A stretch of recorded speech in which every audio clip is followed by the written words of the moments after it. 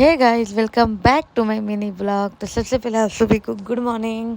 तो फाइनली मेरे को हुंड्रू फॉल जाने का मन है, तो हम सुबह सुबह तैयार वार होकर निकल गए हैं। तो सबसे पहले चले गए हम पेट्रोल भरवाने के लिए। यहाँ पेट्रोल भरवा लिए, फिर उसके बाद हम लोग निकल गए अपना हुंड्रू फॉल की तरफ।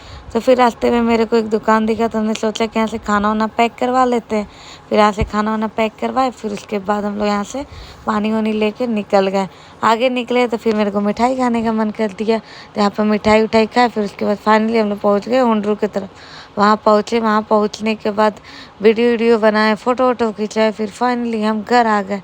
घर आने के बाद थोड़ा सा रेस्ट वेस्ट किए, फिर उसके बाद शाम को हम फिर निकल गए खाने के लिए, क्योंकि हम कुछ खाए नहीं थे। घर में खाना बना भी नहीं था, काहे कि मेरी मम्मी को पता था हम घूमने गए हैं। तो फिर उसके बाद हम निकल गए खाना के लिए।